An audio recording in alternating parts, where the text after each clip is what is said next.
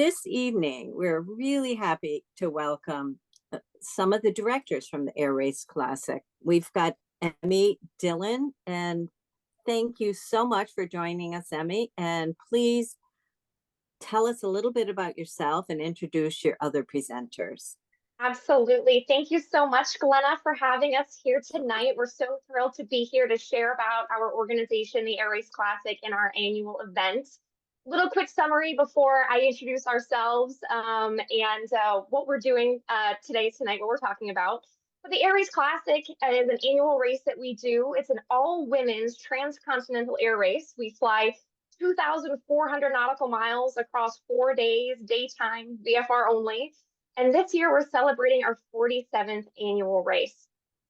So tonight we're here to talk to you a little bit about the history of air racing, a little bit about who races, what we race, and give you a peek in the day of the life of what air racing really is for us. We'll also help you navigate the website to get you acquainted with what you need to do to register as a racer or as a volunteer, and also give you some additional resources to help you further explore air racing and its history. So my name is Emmy Dillon. I'm the ARC Director of Education. I've been racing since 2015, and I've been on the board since 2020. And I'm so excited to be racing my 5th Air Race Classic this year with Janae, who's on the call. I'm glad to see Janae. Tonight with me, I also have another director, Teresa, who will share her knowledge and expertise with you. And I wanted to give a special shout out to our ARC President, Donna Harris, who is here with us tonight on the call. She is absolutely incredible. We're so thankful that she's here with us and for being our fearless leader. So Teresa, if you want to introduce yourself real quick. Okay, thanks. So I'm Teresa White, and the slide says I'm Director of Route Selection. That's one of many roles I play, as all of the directors do. They do a lot of different things. I also am in charge of all the en route stops. I help organize the volunteers and get them going so they can make the race a wonderful thing for all the racers. I've been involved with the Air Race Classic since 2007 when we hosted the start in Oklahoma City. So, I started volunteering like within a year of within 2 years, I guess, of getting my pilot certificate. And I've been involved ever since. It's just so much fun and so exciting. I've raced 3 times and had a blast and just learned so much. But I really decided that I kind of like working in the background with all the airports and the volunteers who actually make this race possible. So that's my main contribution to the air race. But I do help with route selection too, and that's a big job. So we're going to talk a little bit about that in a few minutes. Thank you, Teresa. Well, I'm very glad to be sharing this stage, if you will, with Teresa tonight. As another background, Donna, myself, and Teresa are all 99s as well. I think we've all gotten a little bit of 99 swag along with our Air Race Classic swag tonight. Before we get started, we do want to show you a very quick 2.5-minute trailer from a documentary called Beyond the Powder. It was filmed in 2014 and actually filmed on the Air Race Classic race that year. So it'll give you a little bit of an idea of what it's like in what we do at the Air Race Classic.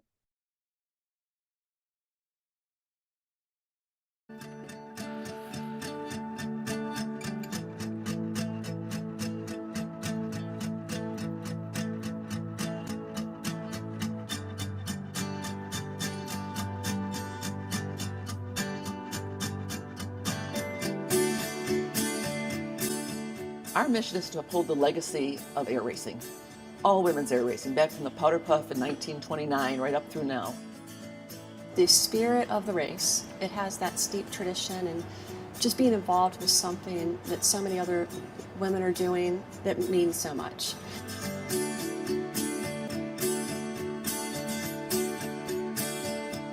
There are a lot of leaders, not too many followers. They're adventuresome. A lot of these racers are not professional pilots. They fly for fun. You learn navigation, you learn weather, you learn cockpit resource management, you learn mechanics, you learn your airplane, the feeding and care of your airplane.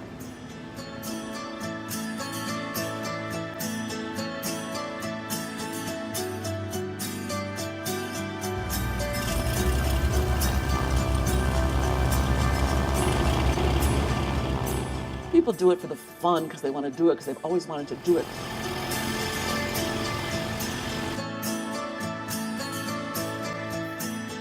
We want to promote the air race as being a fun and safe and very, very unique sport for other people to watch and follow.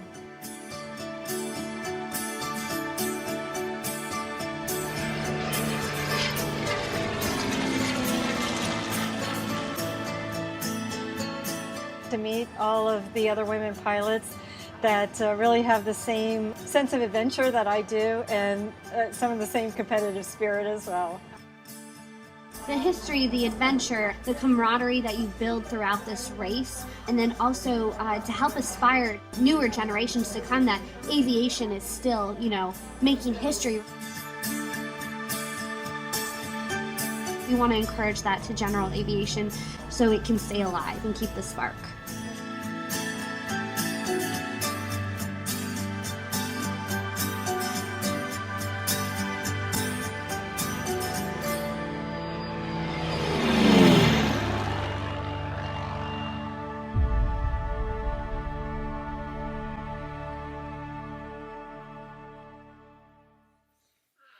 All right, so before we get started with the details of it, go ahead and write in the chat what your connection is to the Air Race Classic. Are you a racer, veteran racer, rookie racer? Have you volunteered?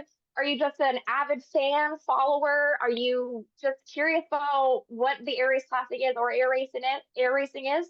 Go ahead and put that in the chat. We'll give you about 15, 30 seconds or so to put in what your connection is to the air race. Well, as they're coming in, you have previous racer and volunteer, volunteered this year and as a 99. Curious, volunteered as a timer in 2 previous races. This will be my 10th long race.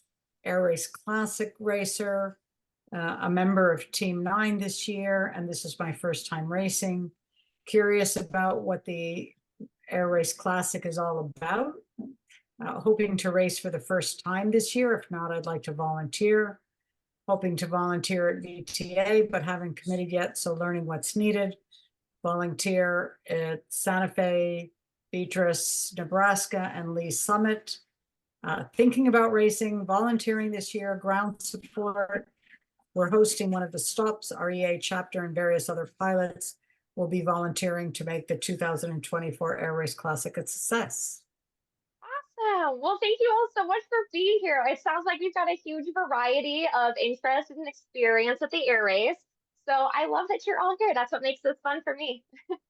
So let's go back to the 1920s. Aviation was still a fairly new commodity and an exciting venture for everyone, both pilots and the general public alike. The cross-country national air races have been going on since 1920 itself, but women were not initially allowed to participate. And so because the women weren't allowed to fly in these races, the women pilots decided to create their own. So in 1929, the Women's Air Derby was a side event race of the national air races, thus creating women's air racing. It was the only race that year that allowed women, and it was the first race to allow women. There were 20 competitors, including some famous names like Amelia Earhart, Pancho Barnes, Ruth Nichols, and Louise Baden. There were 2 classes that the racers in the aircraft fit into, and it took these ladies 8 days to fly the route solo from Santa Monica, California to Cleveland, Ohio. I'll show the race route on the next slide here so you can take a look at all the different stops that the ladies had to make. The winners of the 1929 race were Louise Baden for the heavyweight class and Phoebe Omley for the lightweight class. Now, what's the connection to the 99s? It's rumored that after the race, the racers and other women pilots kind of got together and said, hey, there's not that many of us. We need a support group. We need a club. We need something to get together and encourage each other. So shortly thereafter, the 99s was created. Again, rumors, but that's the story that we all tell. Amelia and Louise are loosely credited with being one of the 2, or some of the 2 of the founders of the 99s itself. Today, our entire Air Race Classic board of directors are 99s, so we have a very deep connection with the 99s dating back to both organizations' inceptions. After the 1929 race, women's air racing grew and continued, growing into multiple different facets. The Powder Puff Derby became almost a household name. The term Powder Puff Derby was coined by Will Rogers during the first races because after a long day of flying, the women would have publicity events and different things going on at these local communities. So they had to switch from their oily flying gear and they had to use a powder puff to powder their faces to get ready for all of these other events because they're flying in open cockpit airplanes. They're covered in oil.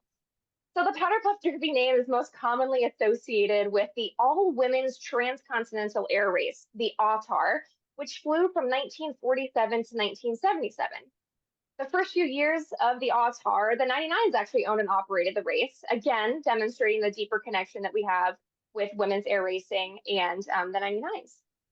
In 1977, the current organization, the Air Race Classic, was incorporated from the AUTAR, and we continue the tradition of women's air racing today. Like I said at the beginning of the presentation, this is our 47th year running as the Air Race Classic, and being able to celebrate 47 years of women's air racing through the Air Race Classic is incredibly exciting to be a part of. Our board of directors continuously works diligently to keep the legacy of women's air racing alive and to follow the ARC missions of encouraging, promoting, and demonstrating women in air racing, in aviation, and in STEM. And we continue to preserve the legacy of those 20 incredible women that opened the doors for us in air racing back in 1929. So of course, one of the most common questions we get when we're asked what the Air Race Classic is, oh, so is it kind of like Reno? And the short answer is no, it's not quite like Reno, but this does open the opportunity to discuss the different types of air racing that there are and what the Air Race Classic event fits within.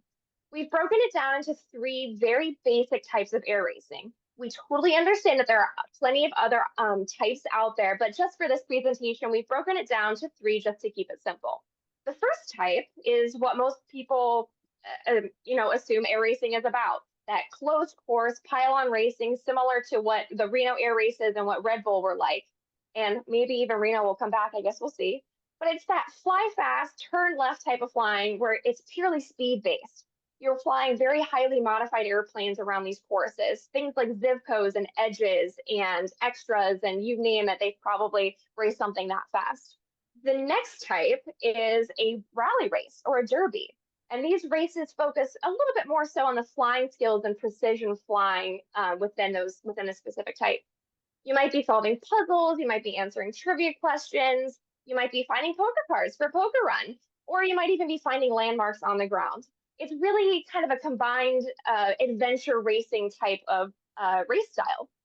Usually any type of aircraft can participate in a rally race or a derby, so that does open it up a little bit more to a general, more generalized public. So even though tonight's presentation is about the Air Race Classic, I do want to put in a little plug. We also have a derby version of the Air Race called the ARC Derby. It started in fall of 2021, and we still host it in the fall of every year. And it's a one-day rally derby type of race. Now let's get to the third type of racing, which I'm sure you've all assumed now is what the Air Race Classic is all about, and that is handicap racing. So these handicap races use specific types of approved aircraft, like for the Air Race Classic, things like stock or modified stock aircraft. And they're approved through the rules as to who and what aircraft can participate. Racers utilize strategy to beat their assigned handicap speed, which we'll talk about handicapping a little bit later in the presentation. So the teams essentially get assigned this handicap speed, and they have to fly the posted race course, which you can see our 2024 course there on the screen. Teresa will talk later about how we pick our airports, how we design our routes, and all the details behind the scenes on that. So again, just very briefly, the handicap type of racing is pretty much a strategy to beat a handicap speed that's been assigned to you. And that's what the Air Race Classic is all about. Now, people always want to know who races in the Air Race Classic. It's really just women pilots of all ages and all walks of life. I think we can all say there's nothing super special about us other than we really love airplanes and we love to race, and that's what brings us all together. Back in 1977, when the Air Race Classic began, we had 23 teams and 40 racers. But in 2018, we had a high of 52 teams and 112 racers. So even over the last nearly 100 years, the level of participation has only exponentially grown. Now, a team for the Air Race Classic nowadays is a minimum of 2 pilots, compared to back in 1929 when the ladies could go solo.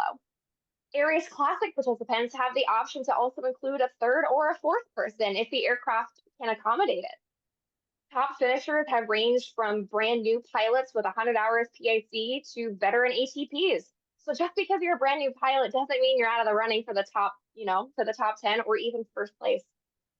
We have teachers, nurses, doctors, retirees, students, engineers, entrepreneurs and businesswomen, professional pilots, air traffic controllers, authors, military service members. I could keep going, but I won't. The bottom line is we have everybody of every background participate in air racing, and that's, again, what makes it so much fun for us. We've also had international participants as well. So far, I think we've had about 71, and they've come from countries like New Zealand or Fiji or even Kosovo. We've also had 74 mother-daughter teams compete over the years. We've had 20 sister teams, including a team of twins, which is, I think, is really interesting.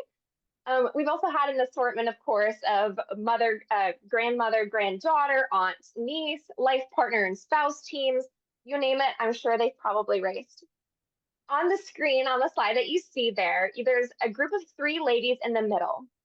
And the lady in the middle wearing the red shirt, her name is Marie. And Marie celebrated her 94th birthday last year and will be 95 when she races this year in the Air Race Classic.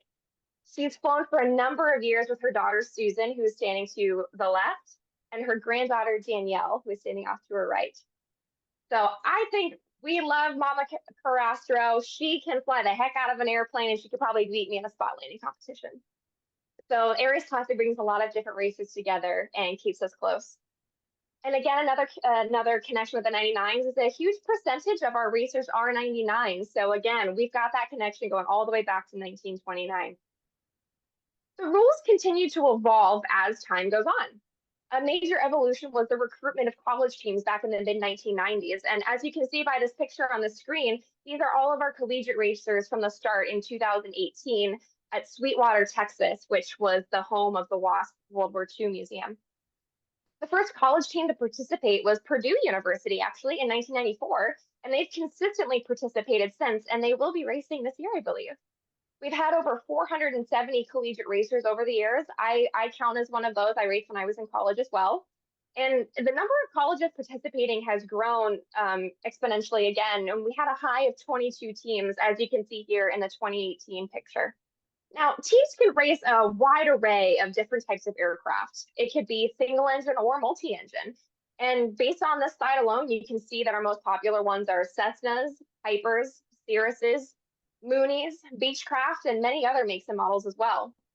But we've also had some pretty interesting, unusual ones. One year we had a Citabria. Last year we had a Luscombe, and they even placed in the top 10 flying their Luscombe. So that's, another fun fact. We've also had an aircraft called a Tampico, and we've had twins such as a Beechcraft Baron, and we've even had a Cessna on floats participate. The airplane ages range from 1940s, 1950s built airplanes to racing in the same race as a brand new factory built airplane. We've also had test race planes from the Autar era in the 1970s participate in the Air Race Classic era in the 2000s. So another connection, just, a lot of this is just so much history and connection. Again, another common question we get is, so how can all of these different types of airplanes be racing against each other in a race? How can a Luscombe and a Baron be in the same race? Well, that goes back to our handicapping style of racing. Essentially, you're racing against yourself. We have a couple of different racing classes to also help accommodate for this. The first class is called competition class, and that's where you're flying at full throttle and you're competing for the highest level of prizes and awards. New for the 2024 year is the intercollegiate class, which is intended for collegiate teams, whether they're equipped with electronic data monitoring airplanes or EDMA, which we introduced last year. Those are like G1000 equipped airplanes, or the standard competition full throttle airplanes, but again, for collegiate teams.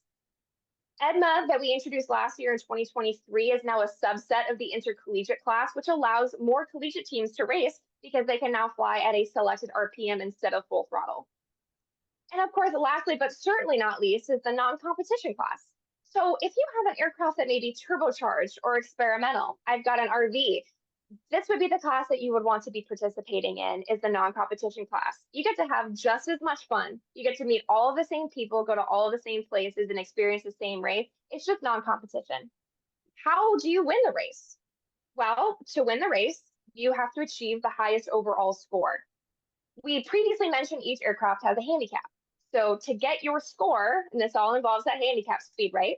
To get your score, you take your race speed and you subtract your handicap and then subtract any penalties, and that's your score. So today's ARC handicaps are done individually on each airplane.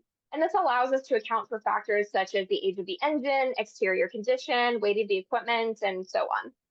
So what you see on the screen is a screen capture from the 2022 overall results. So if you look at that number one aircraft, it was a Cessna 172. It had a handicap of about 142 miles an hour. But if you look at the number 14, that's also a 172, they had a handicap of 135. So again, because you're trying to beat your handicap speeds the best, you're not really concerned with what the faster 172 is doing if you're that slower 172. You just want to beat your handicap the best. But this also demonstrates how we're accommodating for age of engine and other factors. Prior to the race is when you fly this handicap flight to establish your handicap speed for your airplane. The handicap is flown in a nice square shape, and it's at the same density altitude for all aircraft that have entered the race, as a way to try and mitigate as many environmental factors and influences as possible. Okay, I'm going to pass it over to Teresa to give you a little bit more information about recent routes, how we make routes, and what 2024 looks like.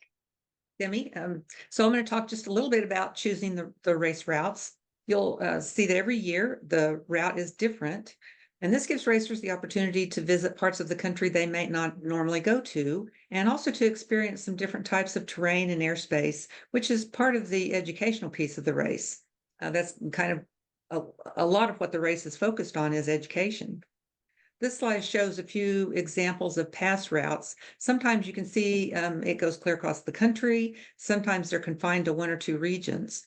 You might notice in 2019, the terminus was in Ontario, Canada, which added another level of learning opportunity, and that's crossing an international border and learning some of Canada's aviation regulations, which are a bit different from ours.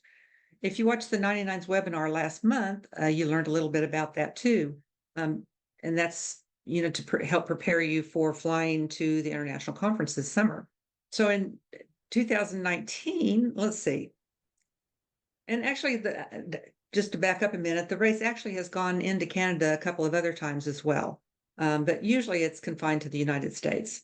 But in 2019, that terminus for that race was near Niagara Falls, which was a really nice bonus.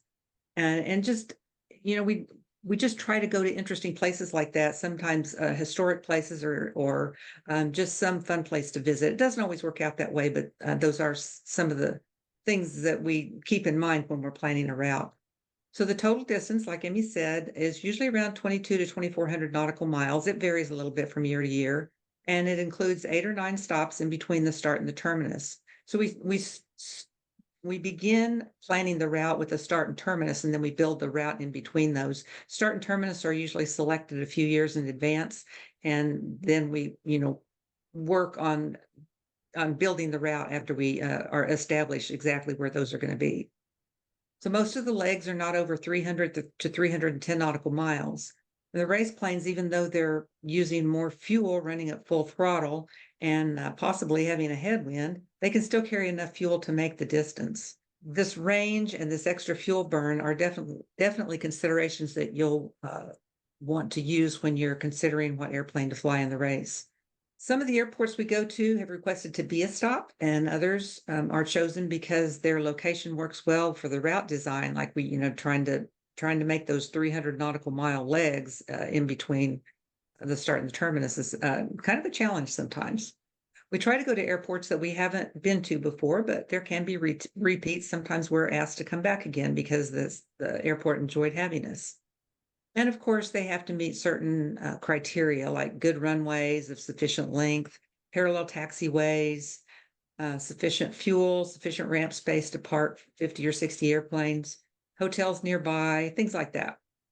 We do avoid towered airports for en route stops, though. And we look for supportive aviation communities, too, because everyone who works at a stop is a volunteer, and many of them are 99s.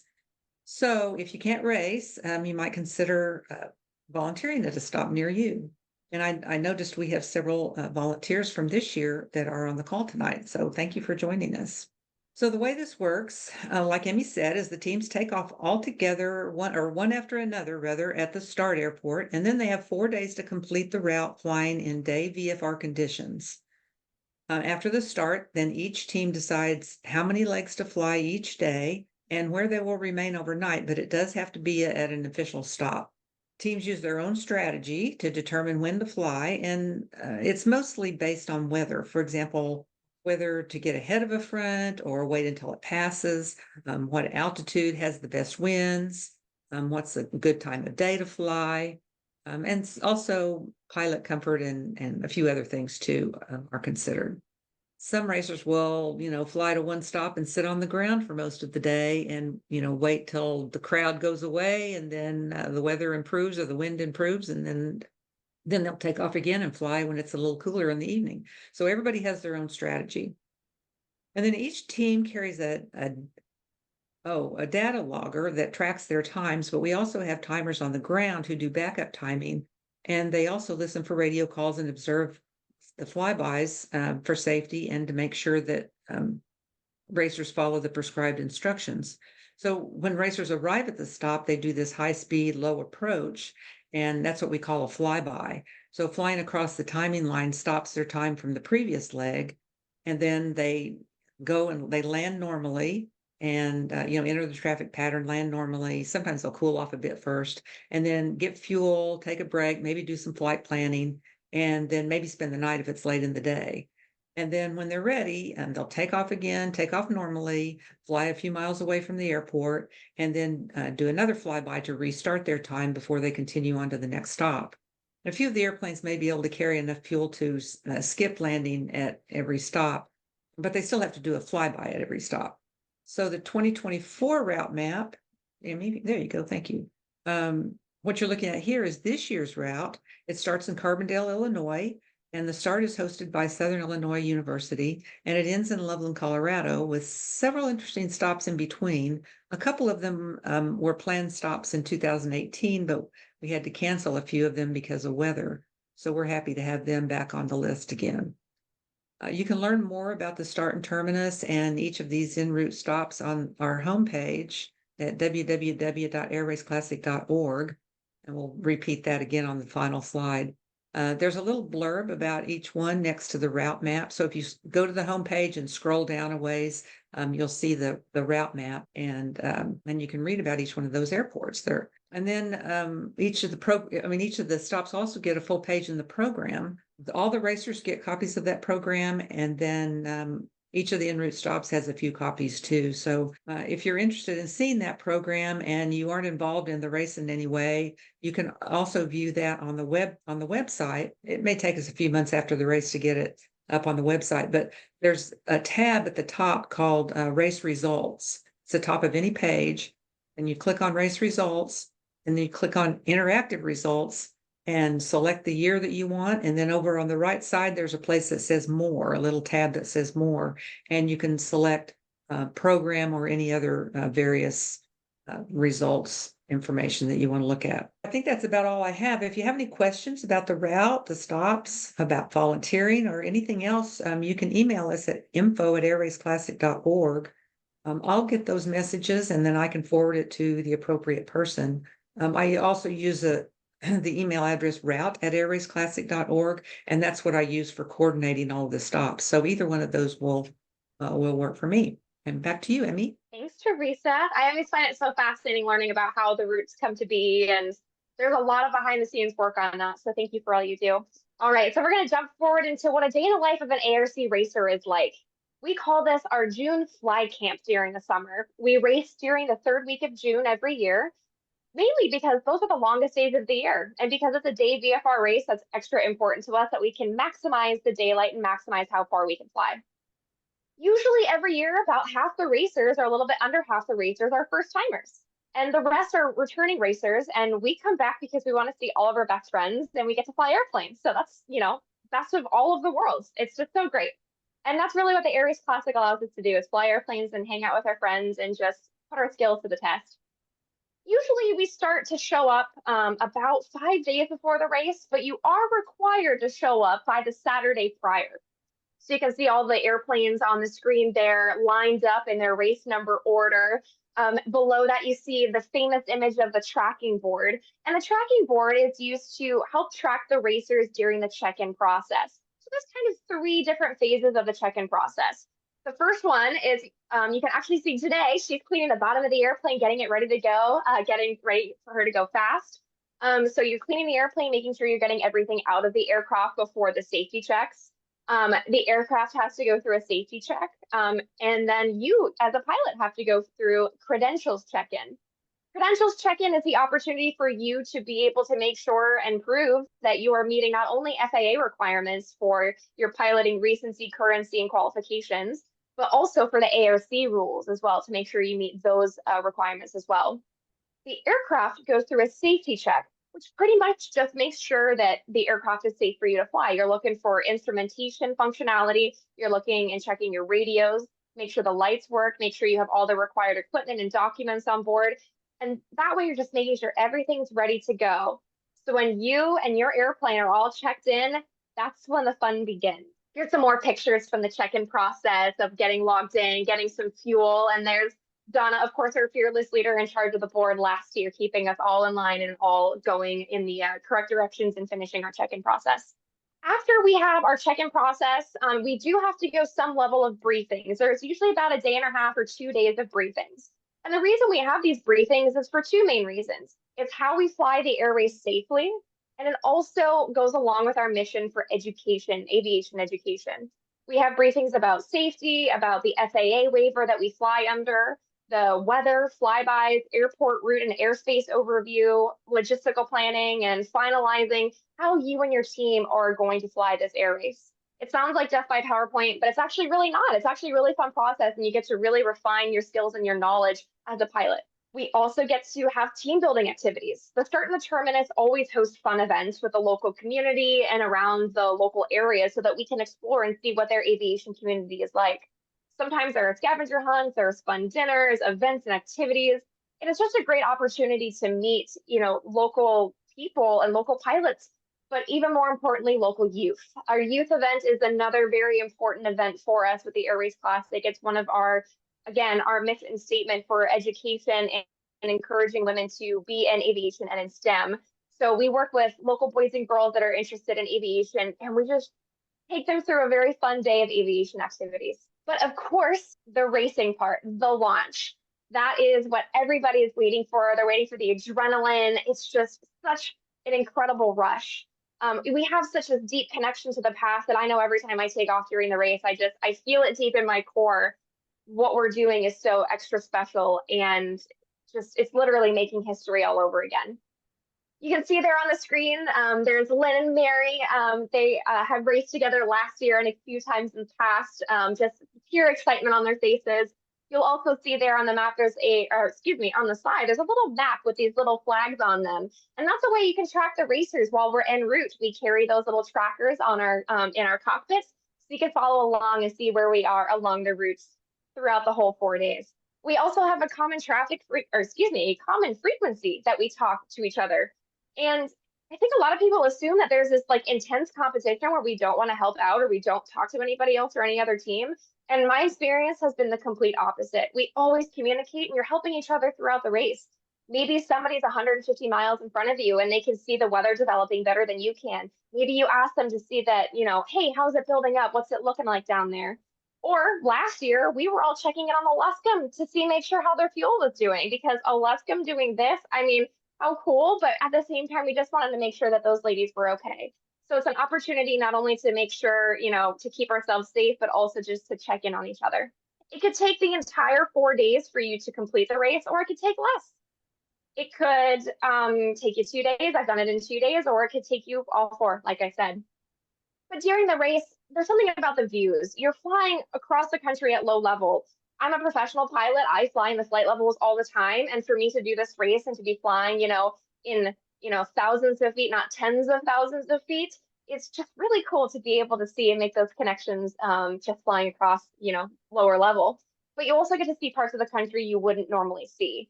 So again, another super cool, super interesting part about racing. And in some years, we've even had opportunities to cross the Mississippi like 5 times. So you never know where the racing's going to take you. The stops, and like Teresa was mentioning earlier about the volunteers, we wouldn't be able to have these stops if it weren't for the volunteers to be able to manage them and to provide all of the important stuff that we need as racers. And very often they're staffed by 99s. The picture that you see in the top middle is Ramona Banks. In 2022, she was not only the stop chair for the first stop in Tullahoma, Tennessee, she also helped the stop in Muscle Shoals, Alabama, which is where that picture is from. So she's done, oh, I got it backwards. Okay.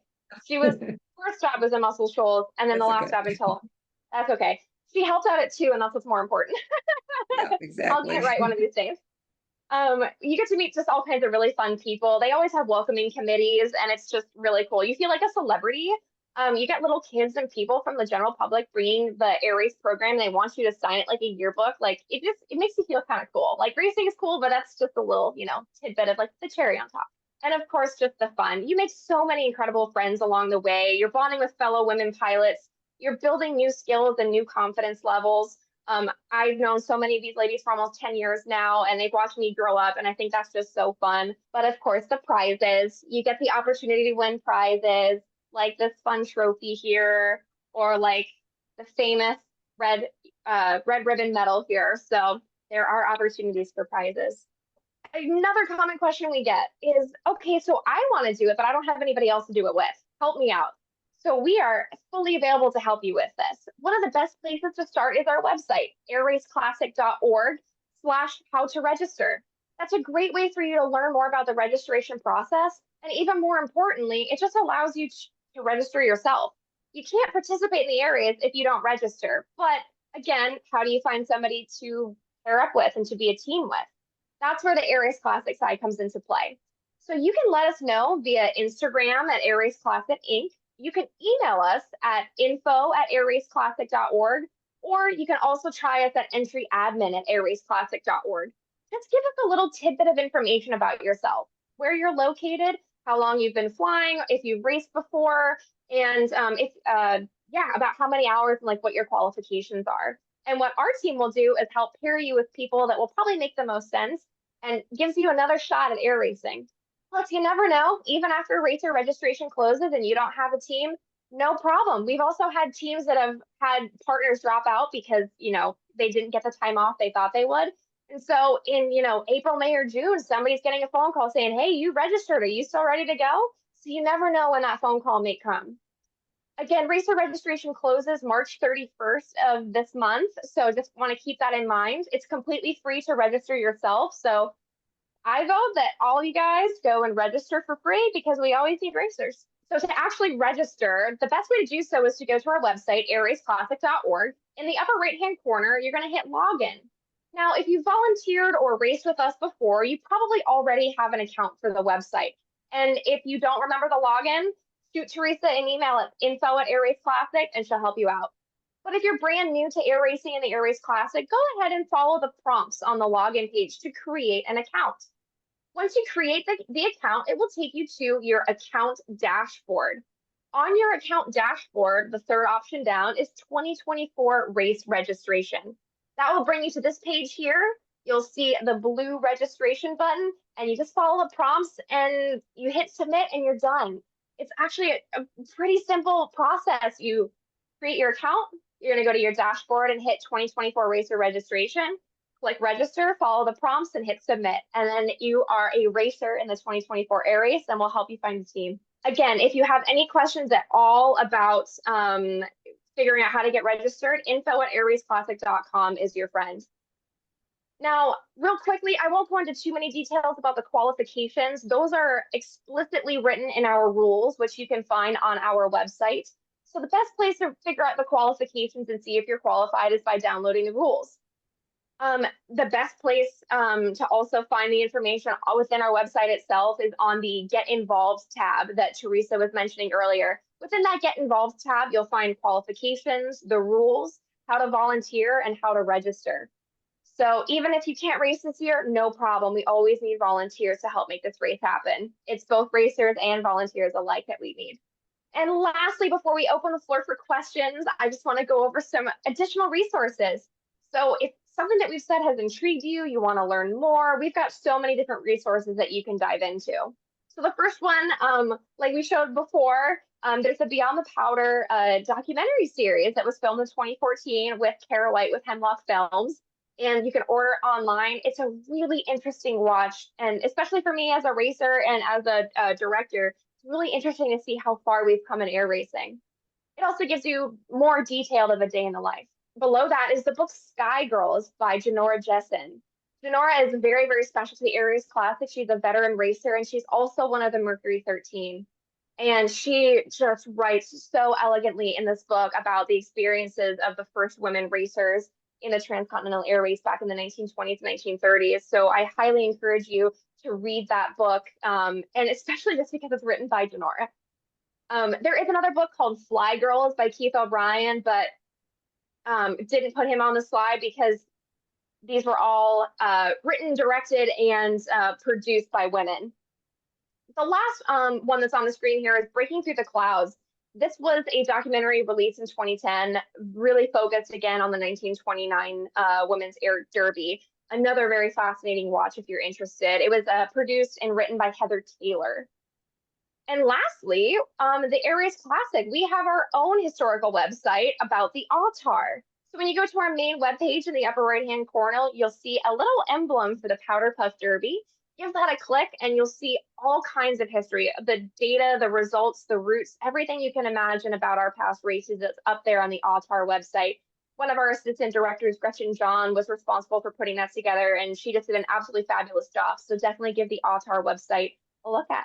I know that that was like trial by fire hose, learning so much in just about 45 minutes, but I appreciate you all hanging on the tail with me as we go through and we talk about the history of air racing, what the Air Race Classic is, how we design and build routes, and what we can look forward to this year for 2024. So thank you all so much. So I'll pass it back to Glenna. Oh, wow. Thank you so much, Emmy and Teresa. I think your presentation was very exciting, and your enthusiasm is infectious. That's for sure. We'll all be registering after tonight. But Robin will read any questions that any of you might have. Please feel free to enter them into the chat. We have a couple minutes, so if you'd like to talk to Emmy or Teresa, or just they'll address anything you might have. Linda Langrel asked, what was the comment about Keith O'Brien? Our chapter read his book a few years ago, and it connected us with Marissa Bingston Lorzell, who championed Floris Klingensmith at Moorhead, Minnesota. Yeah, Keith O'Brien wrote a fantastic book. He actually was our terminus speaker in 2018 before the book had actually been released to the public. And he does a fantastic job about really highlighting and emphasizing what those racers individually were like. So he has a fantastic read. I really encourage you to read it. It's called Fly Girls by Keith O'Brien. She also, Linda said, Florence was honored and featured at last year's Air Race Classic start at Grand Forks, North Dakota. Yes, she was. Oh my gosh, they did such a wonderful job. They had a lady present. She had spent years researching her, and she really did her justice. It was an honor to listen to. Okay, we had a question. Will there be a link for the recorded video to share with friends interested in racing? And yes, once the video is edited, it should be up on our website, for the 99's website. If you look under resources and then under webinars, and it will be there. It's also on the 99's YouTube channel. And the Air Race Classic, we will also publish that on our sites as well once the 99's have the links published. Janae asked, would you talk about new racers with mama birds and baby birds? Yes, I love the Mama Bird program. Okay, thank you, Janae, for the question. I did not mention that. Thank you for asking that. This is so important. The Mama Bird program essentially pairs a first-time race team with a veteran team. And Janae and I are both mama birds for a baby bird team, as we call them, a first time team. And what mama birds do is we really help guide them through the registration process, through the airplane acceptance process, through handicapping. We're kind of their right-hand wing woman to help them through this whole experience. And as you all saw tonight, there is a lot of information that kind of goes into making the race happen and participating in it. And that's where having a mama bird is great, because you have an immediate resource to help you out. So again, the mama birds take their baby birds under the wing and help them throughout this whole air racing process. And it's again, a fantastic program. If you're a first time racer, definitely put that you're interested in having a mama bird help you out throughout the air race this year. Okay, well, before we say goodnight, I just want everybody to know that we do host these webinars every month, the second Wednesday of every month. Coming up in April on the 10th, our very own chairman, webinar chairman, Deb Henneberry, will be presenting Human Factors Risk Management. So please join us. And again, all our webinars, we have them all archived. They're all online at the 99's website and under the tab resources and then webinars. So you can go there at any time. This particular one will be up 1 to 2 weeks. So thanks again so much for coming and sharing your information with us. We appreciate it. Thanks for Thank you having so much us. for having us. This is such a thrill for us to be here, to be able to share just something that we're all so passionate about, and hopefully encourage future generations of racers and volunteers to participate. Okay, good night, everyone. Thank you for joining us this evening.